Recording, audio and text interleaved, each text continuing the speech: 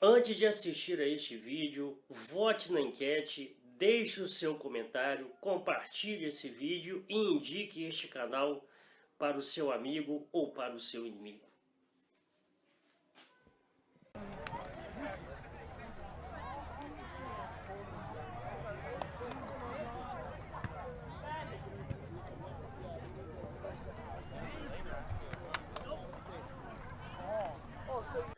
Bom, essa semana de novo, repercutiu muito, como diria o nosso querido presidente, a questão, da Amazônia, no tocante à questão da Amazônia, onde algumas marcas internacionais, como a Vans, a Kipling, a Timberland, marcas inclusive que eu tenho uma admiração, resolveram então suspender a importação de couro do Brasil, até que as empresas e o próprio governo dessem garantias, de seguir a legislação ambiental, de proteger as riquezas naturais, etc.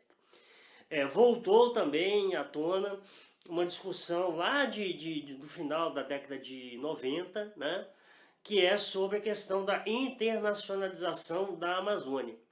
Tipo assim, o Brasil não tem condição de cuidar da Amazônia, então a gente entregaria isso para uma administração internacional que saberia como cuidar.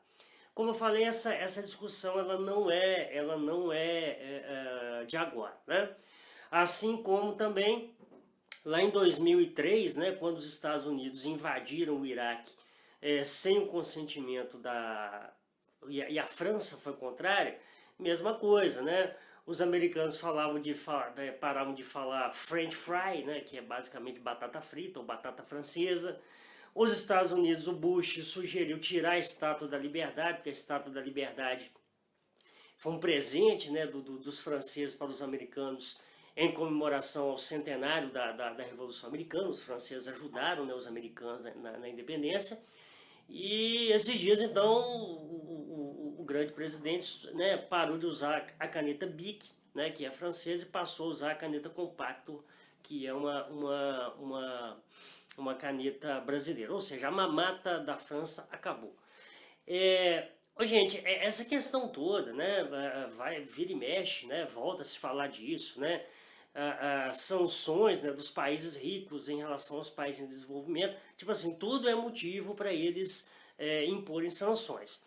Obviamente que eu quero que o Bolsonaro se foda, mas aí é uma faceta do imperialismo, porque eles fazem exigências, para aos países pobres, ou os países em desenvolvimento, e sempre querem, digamos assim, nos tomar alguma coisa em troca. Olha, vocês não têm condição de administrar isso, então a gente administra. Ou tipo assim, a gente vai parar de consumir a sua carne, a gente vai parar de consumir a sua soja, vai parar de consumir o seu couro, no caso, porque vocês não estão seguindo a legislação ambiental ou algum tipo de legislação.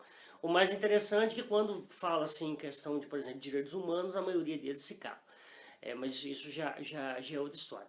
Isso é uma nova faceta do imperialismo, Os países, essa história de globalização, é óbvio que você tem uma globalização cultural, você tem um mundo cada vez mais interligado por conta da internet, mas essa coisa da globalização, do fim das barreiras comerciais, isso é balela.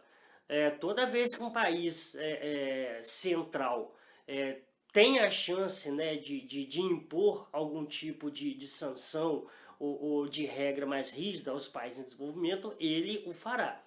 Isso não é porque ninguém é bonzinho, porque está todo mundo preocupadinho com o meio ambiente. Isso é, obviamente, uma pega para ferrar com a gente.